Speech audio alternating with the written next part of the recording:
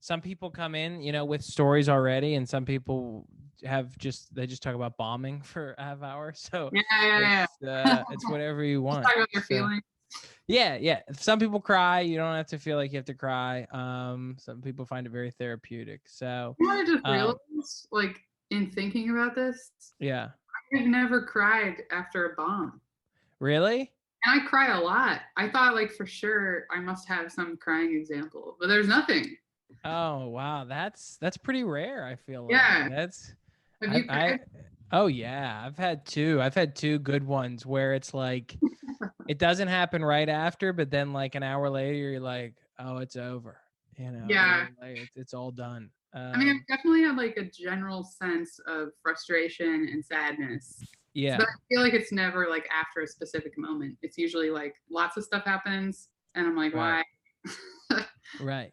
Yeah. Yeah. Well, I guess let me ask you, let me start by asking you, when the show's Hell Gigs, when I say like a hell gig, what's the first one that comes to your mind? Well, the first one that comes to my mind is it's kind of unusual. It's probably atypical as a hell gig because it's like, I mean, the show itself sucked. Like, it wasn't a good show. It was like a bar show in New York where there was only like 2 audience members. Very typical, like he'd probably done like hundreds of those. Right. What was weird about this gig is like the build up to the actual gig. It was like this really weird, like year and a half long, kind of like crazy interaction with this person who I wanted to avoid the entire time, and then I ended up doing their gig. So yeah, I could tell you about that. That's the first thing that comes to mind. Again, it's like the gig did suck, and I somehow like he was like asking me to host, even though I was booked on the gig last minute. But yeah, I'll tell you about the lead up to that. So yeah, please. All right, so it all starts in 2018. Like I had, yeah, this was like a while ago, and then the gig was like a year and a half later, right? So I had just moved to New York to do comedy, and I was all like, like I'm gonna jump in, I'm gonna meet people as quickly as I can. So I like go to this open mic. Do you know Jimmy Peoples open mic? Yeah, that was like one of the first mics I ever did in the city. He's still doing like the burpees challenge and everything. Right. I go to Jimmy Peoples' mic, and there are all these people waiting around, and I'm like, I'm gonna introduce myself. I'm gonna make comedy friends immediately. And so I sit next to this guy, and he seems normal, and we get to talking. I have like a background in science, so we somehow get to that, and we end up talking about like fraud in science, like how you can manipulate data and like kind of support your hypothesis, and how it's becoming like a big problem, like replicating studies and stuff like that, right? Which I actually do have interest in. But this is important because I'm thinking we're having like a normal conversation. And I'm like, yeah, I made a comedy friend. And then he gets on stage and his material is just, it's not even jokes. It's just conspiracy theories. He's just listing off conspiracy theories, like all of the crazy ones too, like the Holocaust didn't happen, like that kind of stuff. Right. And he's doing his set, and I'm like, oh my God, like he thinks the conversation we just had was this. Like he thinks that I'm like, yeah, people can make up stuff and like say whatever they want. So like the conversation I thought we just had was like totally different. He thinks he like recruited me. Like one of his, and he definitely does think that, because I'm just like sitting there like, oh my God, and I can't wait till this is over. And I'm like, I'm not going to talk to this guy anymore, right? Like that was my plan. Right. And like, I don't know, a few days later, he messages me and he's like, hey, check out my blog. I think you're going to like some of this stuff. And I'm just like, oh my God, like I know that he thinks that I'm one of him. You're like, I would love to make a comedy friend, and he's like, I need a new member. I know, yeah, that's like, exactly what it was. Yeah. Oh my God. Also, I should like note that at this time, not only was I new to New York comedy, so I'm like desperate to meet people and like get gigs and all that stuff. I was also having like over the last couple of years, maybe it was too personal, but I've been like working on setting boundaries with people. And at the time I did not have those. So I didn't know how to like not talk to somebody. Like if someone reached out to me, I'd be like, I have to respond because it's mean if you don't. Right. Right. When you really don't have to like reply to people who you think are not going to be helpful to your life or whatever. So Yeah. anyway, he sends me his blog and is like, check it out. I think you're going to like the ideas in here. And I already know what's going to be in it. And I am just like kind of terrified. And I open up his blog. Actually, I meant to reread it before this to see if it's like gotten even worse, and I forgot to. But I open up his blog and it's just like all the like, I mean, very hack conspiracy theories. Like, right. like he's not coming up with his own stuff. He's just like, yeah, the earth is flat. The Holocaust didn't happen. Yeah. 9/11 was an inside job. It's all very like standard, but at the same time, crazy because he's writing his own like theses about each of these things, you know, in a way that's like not logical. It's never really logical. It's always just like, and this and this and this without like actually meshing it together. But so then I'm like, well, I'm not gonna like, he wants me to tell him like what I think about all of these pieces that he's written. And I'm like, oh God, I'm not gonna reply. So I don't reply for a few days. and then he writes to me and he's like, oh, I hope these aren't over your head. I wouldn't think so, but you know, because I didn't reply. So it's like now he's like dissing me, like he was like negging me. Oh my God. He's like, hey, I thought you were cool. I guess not. Yeah, I thought you understood this stuff. I guess you were pretending before when you were talking about falsification of data or whatever. Like, so then I replied and was like, oh, I'm sorry, I've just been really busy or whatever, and I haven't had a chance to look at it carefully. But I saw, and I said something, I just looked at my messages and I was like, why was I so encouraging? I'm like, I have such a problem. But I said something like too encouraging, like, oh, interesting topics. Which I would have probably meant, but only in a like really sarcastic way. Like, oh yeah, like I've heard of this stuff, and you know, the most I could say is that it's interesting to a lot of people, but not supported in many ways. Oh my God. You're like, you know, hey, this has a lot of potential. Flush this out, see where it goes in the next couple of keep years. on going, kiddo. Looks good. Oh my God. I'd love to see the PowerPoint presentation. Yeah. I was actually hoping you were going to send more. That's why I didn't respond. I was hoping there'd be another round. Yeah. So, could you please send me your sources as well? Yeah. So then I think I didn't reply for a while or something. Oh yeah, that's right. And then like, you know, every time he didn't reach out to me, I was like, good, maybe this is over. Because I have like no power. I couldn't just like make it over myself. I was just like, please don't talk to me anymore. Right. And he reached out to me again like a few months later and was like, hey, sorry, I haven't been in touch. You know, my computer battery died and stuff. And like, he just started saying stuff. I was just like, well, I wasn't waiting to hear from you or anything. It's not, it's not like I was upset. And then I didn't know what to say to that. So I said something that I thought was just like meaningless and neutral. I do this a lot too. Like I'll just say something like stupid that I don't think is meaningful, but then people interpret it, especially someone like this who, you know, like they have a thing for like interpreting random stuff as meaningful. Yeah. So because he'd like said something about his computer dying, I was like, oh, here's something meaningless to say just to like respond. And I was like, oh, well, death brings progress. Which like looking back, that's obviously going to be meaningful to a conspiracy theorist in some way. But I was just like, nah, this doesn't mean anything.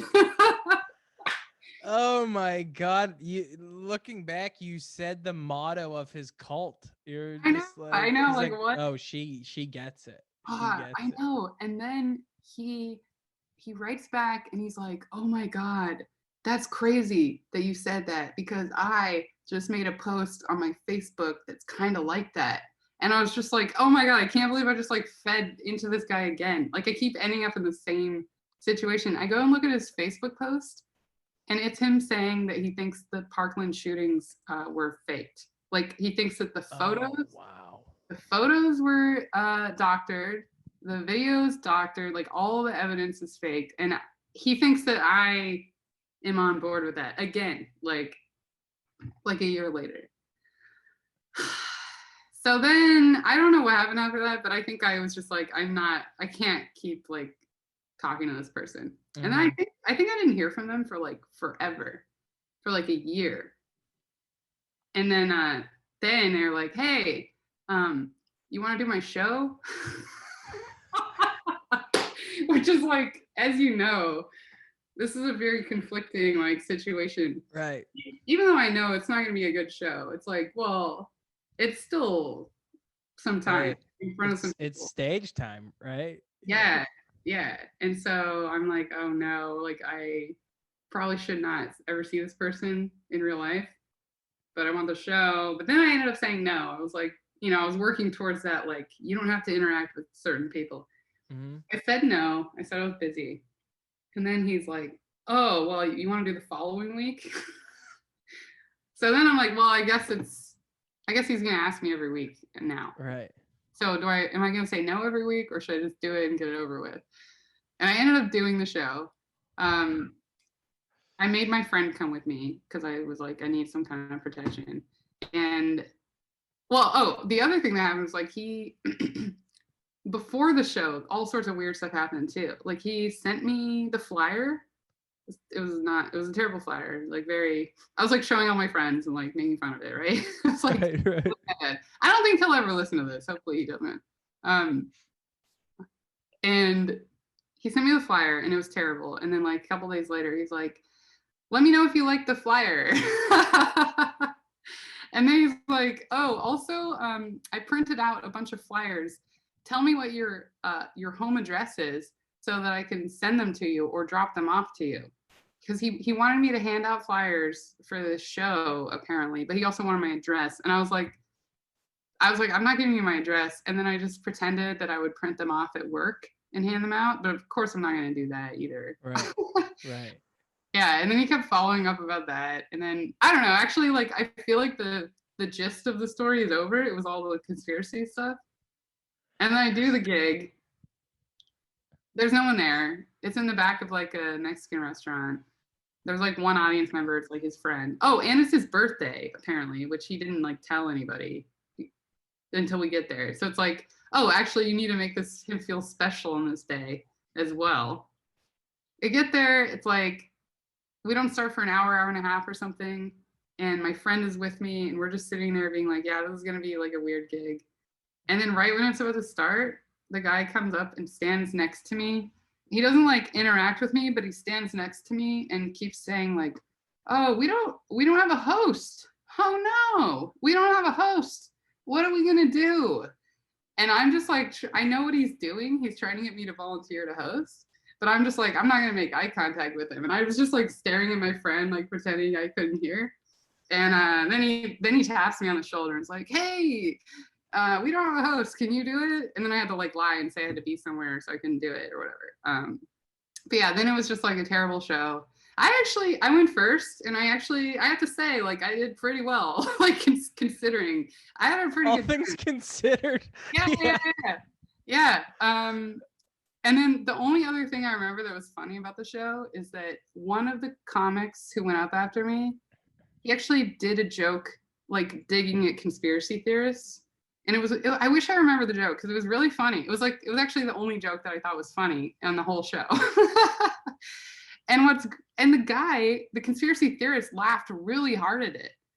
And so that was really confusing because it was like, it was a funny joke, but also it was digging at you. And like, right. I know that you like seriously hold all these ideas. So are you laughing? I feel like he laughed at a misinterpretation of the joke, you know? Yeah, right. Yeah. It is so funny. It's such like a classic comic mentality to like, I mean, normally if you're off, a bar show is something that a normal person would probably turn down anyway, just knowing what it's going to be. But you're just like, it's like, well, the conspiracy theorist is going to be like, oh, okay. And I kind of have this ongoing thing with him for the last 2 years where, it's a real Ross Rachel thing, and, yeah. oh my God. I feel like, I mean, I guess I kept feeling like I owed him something. Like I had to respond to him just because I talked to him once at a mic, you know? Right. And then I continued to respond to him. And now I'm doing his birthday show. And Oh God. he And messaged me about 6 months ago, actually. really? Is he booking or does he have another room? Is he booking a park show? Please book me. Yeah. No, I didn't reply to that. I finally learned my lesson. That's so funny. It's like you're like, well, I guess I'm gonna do this. And then you're just like looking up like Pizzagate and Yeah. other. You're like, I better brush up. Yeah. That way. And then that'd be funny if it's like in preparation for that gig, I did all that research and I just became a conspiracy theorist. Right. You're like, You know? he actually makes some good points. Yeah. Right. Yeah. I don't know if you're like to your friends, you're like, I don't know if you've heard about this blog, but it's not bad. I mean, Yeah. Yeah. Oh my God. So in New York, you moved. Where did you move from, if you don't mind me asking? So I moved from New Zealand, but I'm not from there originally. I'm from Washington State. Okay, and did you start comedy in New Zealand or Washington? Yeah, New Zealand. I Wow. started in this small town. There were like 5 comics there. It was pretty weird. It was a really nice way to start comedy, but it was also like, yeah, we're running a gig once every 2 months. There's a mic once a month, Right. and it's all the same people. But you know, they're like my family. Yeah, that's great. So when you come here, it's like, and you also then come to probably the opposite end of the spectrum where it's 5 comics to 5 million, where everybody's trying to do this. So you have that show, and leading up to it, you're like, well, this is not gonna, this is not great. This is not who I want to be in a room with. But there's still a part of you that goes, the stage time is worth it. And I think that's such a funny thing where, like, if this was another job, if this was another line of work, somebody would be like, yeah, I have to quit. I work with a conspiracy theorist who keeps sending me their blog. I can't work at this hotel anymore, Definitely. Like you wouldn't put yourself at so much risk. I was like scared of this person. Right. Like, yeah, and I couldn't show up by myself. Like that's how scared I was. I was like, I have to bring my friend. It was like this guy I was dating at the time. I was like, I have to bring somebody. He was a comic too, so it was like I knew he would kind of enjoy it, and we did. Like afterwards, we had so much fun talking about like everything that happened. Yeah, I don't know. In a way, it is like, yeah, you're desperate for stage time, and you also know like it's gonna be a show that sucks, but it's gonna be so weird that like you're gonna remember it forever, and it's almost like worth it in a way. Yeah, I think that's a great point, because when you're starting bad shows, weird shows, you don't necessarily have like the foresight to be like, this is going to be a good story one day. When you're just in it, you're like, oh God, what have I done? And then as you go, you're like, I might say yes to this just because if anything, I'll get a bit, it's like, make it. When you started comedy, like early on, did you have any shows that at the time you look back and you go, wow, that was really crazy. That was horrible. I was really shook up by it, but now it's nothing. Oh yeah. I mean, tons. Tons of shows that I thought were like really difficult, and now that I've done a lot of shows, especially in New York, like all these like small bar shows or like really rowdy audiences, I'm like, yeah, like a lot of stuff that I experienced before was really probably just me being a very, very, very new comedian and being like, oh, like I don't know how to handle this situation. Yeah. That's another one of the stories I thought of. If we have time, please. So this is when I was in New Zealand, and I've been doing comedy in New Zealand now for like a year and a half, maybe. I'm just still really, really a new comedian, but like I was like in the scene, and I had like friends in different cities, and I was like touring. I mean, it's not real touring. It's like I would drive 5 hours once a month to do like a couple gigs or whatever. Yeah. But yeah, it was cool. And I had just done this festival, and it went so well. I did this festival with 2 other comics. We split the hour we did 20-minute sets each, and that was a lot for being a year and a half in. But like, oh yeah, I don't know. I definitely did not have 20 true minutes at the time. But New Zealand's also kind of different. There's like more long form stuff, and I don't know. Anyway, we had done so well in the 2 cities we just did the festival in. We did Dunedin, then Wellington, and it was like packing out every night. We were all having like great sets, and we were so excited. We were getting good reviews and stuff like that. We were just like, oh my god, we were like really doing it. This is great. Yeah. Then we get to the 3rd city, and we're like stoked, you know, because we just had a great time. We're just gonna do it one more time, and that's how we think it's gonna go. Mm-hmm. But then we show up. Oh my god, there's actually 2 stories from this festival. So the first, actually, okay, so the first story is the guy running the festival, right? He does this is like a great idea. He's like, the night before the festival starts, he ran this show that was like a sampler show, where it was like each comic who's doing their own show does like 3 minutes or whatever. And so like a huge audience gets to be like, ooh, I like that comic. I'm gonna like get tickets to their show or whatever. Right. So it was a great idea, and there were tons of people there. There were like 200 people at this bar. Maybe I'm overestimating, but it was like packed in a big bar. Right. And we're all just like, oh, this is gonna be great. We're gonna like sell so many tickets. But then there was this huge birthday party there in the front, and they kind of just like took over. Like every person went up thinking they were gonna kill, and it was just like a madhouse. Like it was a zoo the whole time. And no one, the way more experienced comics, even like they couldn't like shut this group down. They were like screaming this. I think it was like her 19th birthday, which in New Zealand is like the legal drinking age. So it was like a really crazy birthday. And so we're all kind of like, oh no, this is supposed to be like the PR version of the show, and it's going like terribly.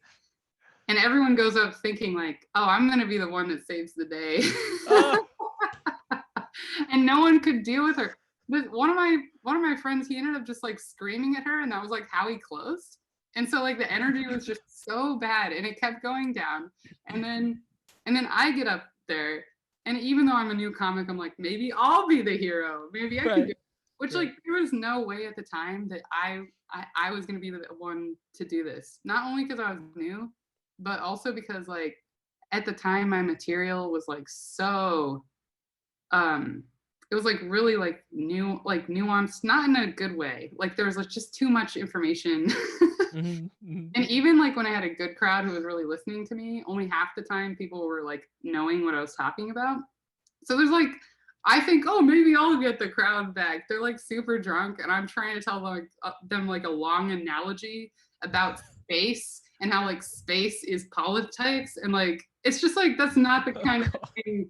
But I'm like, maybe, just maybe. And so I go up, and like everything I try bombs. And then I go to what it is like my best material, which is just, it's still not the kind of material that you would need to get those people back. I didn't have any like experience with crowd control, you know? At that time, all I was doing was getting on stage, doing my bits, and that's it. Like I had very little experience. So yeah, I kind of was like, I didn't know what to do. And the only thing I could think of doing was to get this birthday girl on stage with me.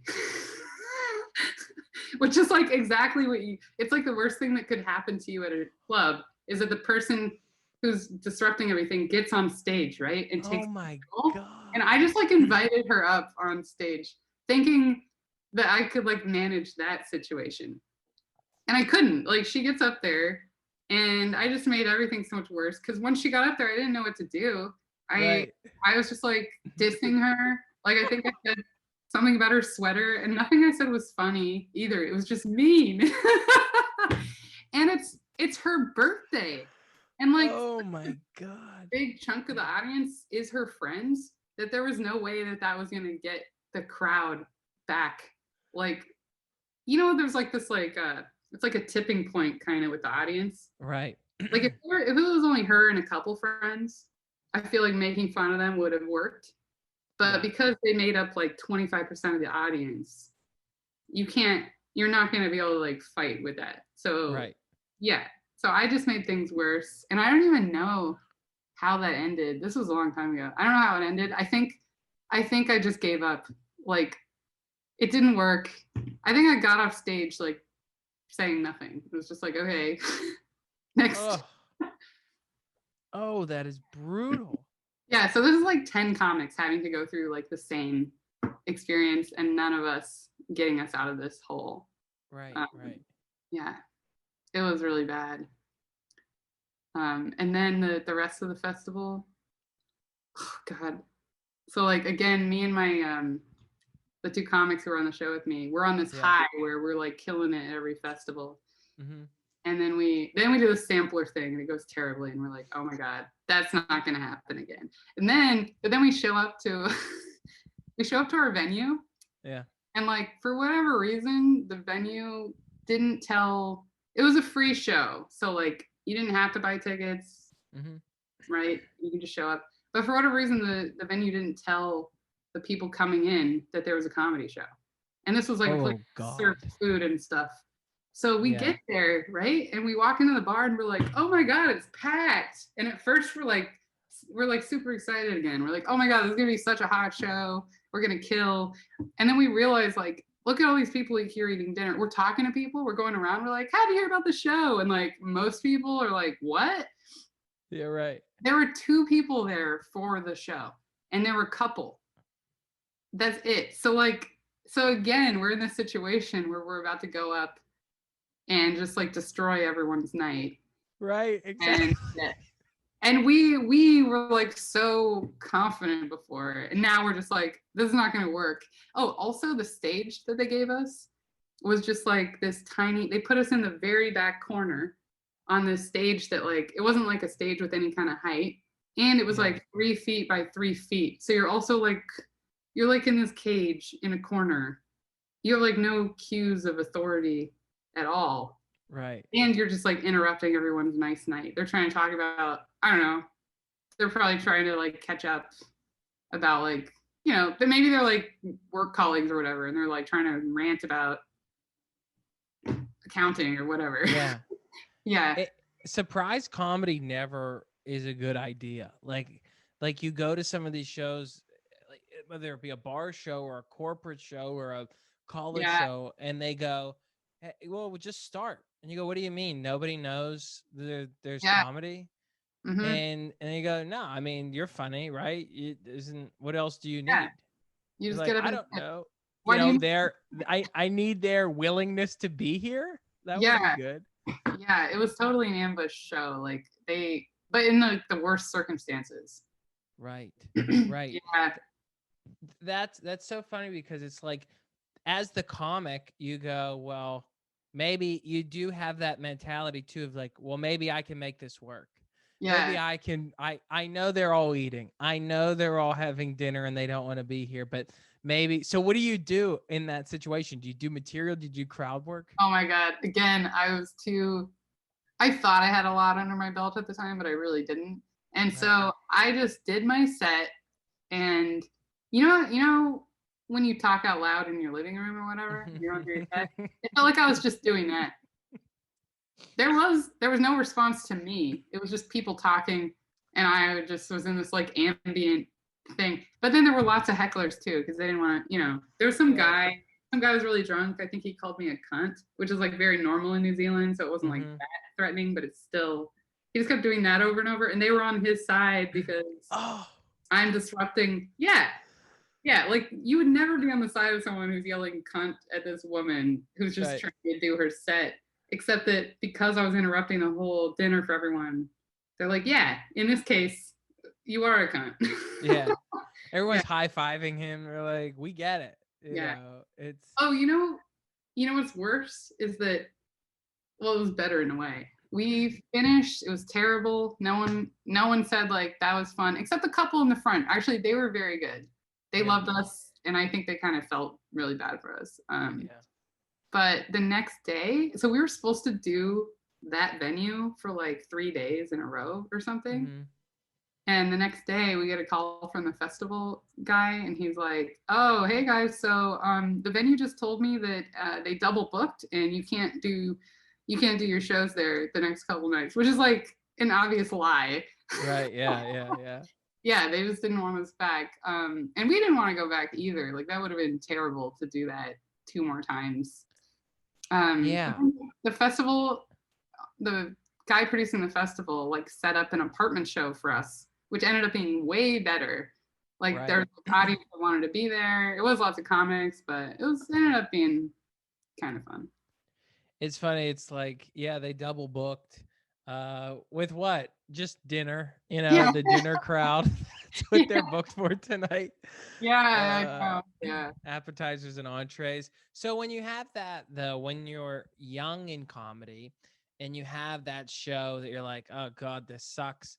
What do you do then, and then what do you do differently now after a bad show?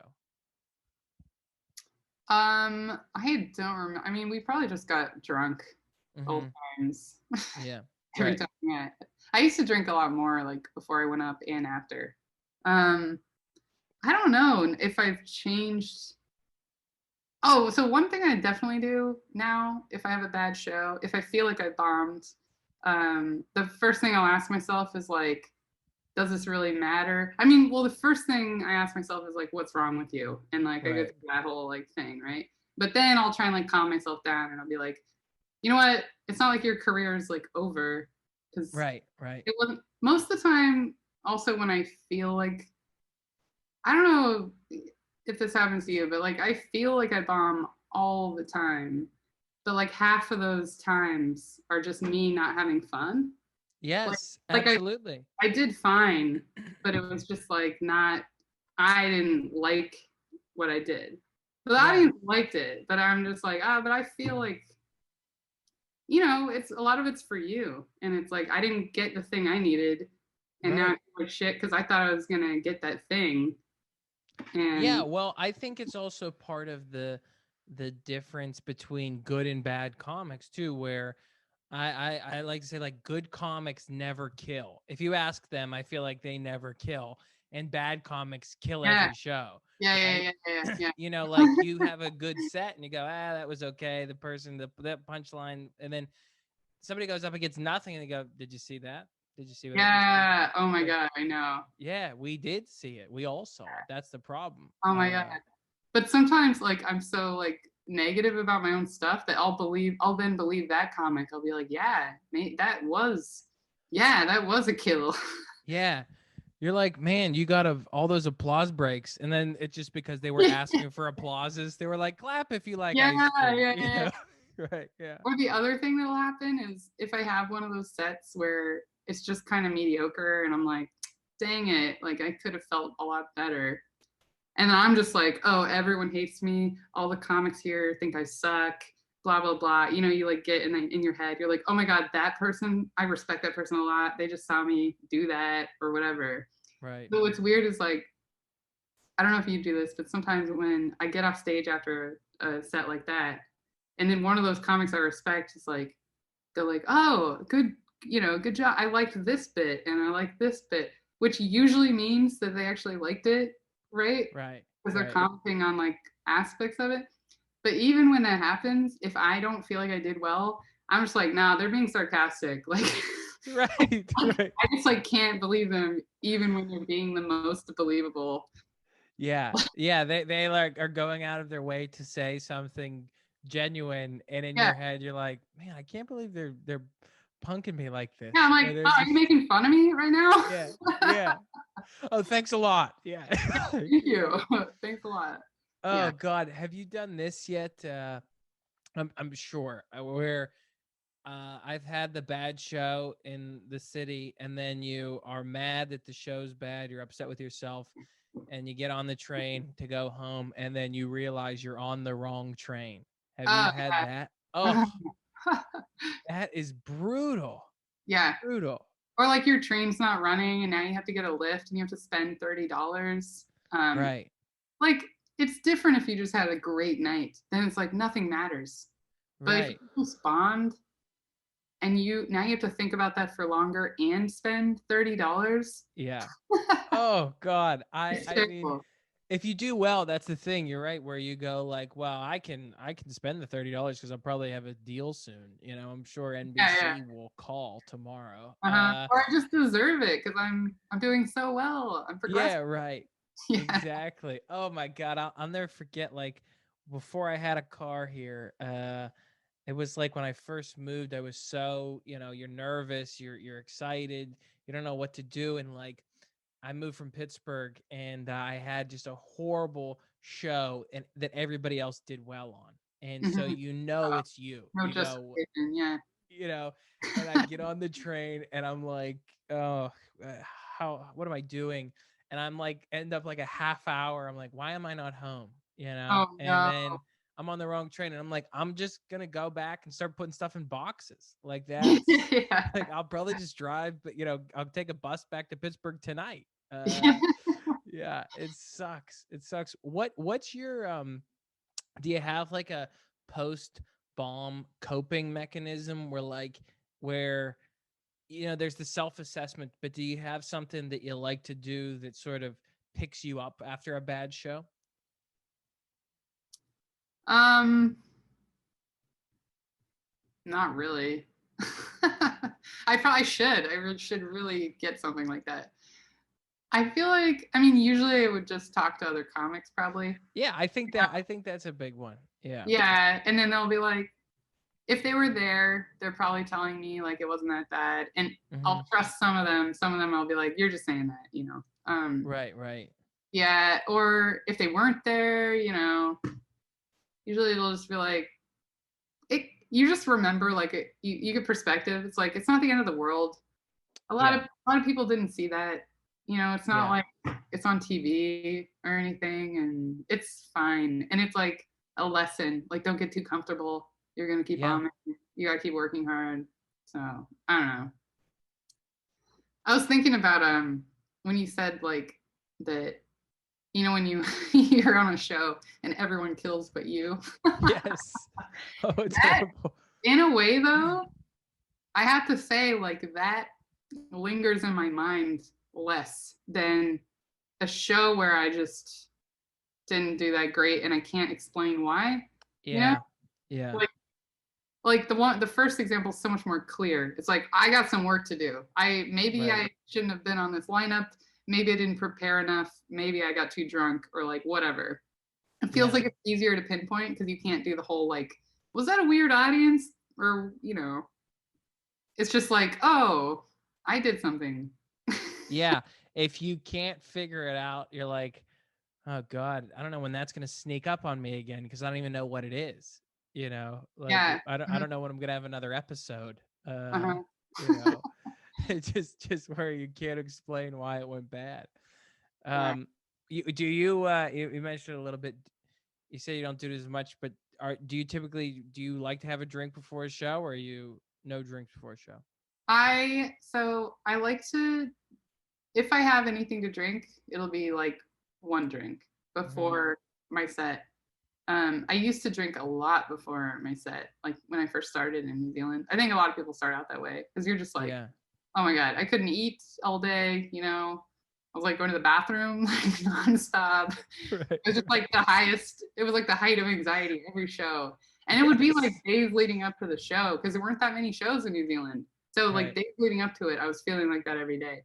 Yeah. But I don't really get like that now. So I don't drink nearly as much, which I Yeah. think is great.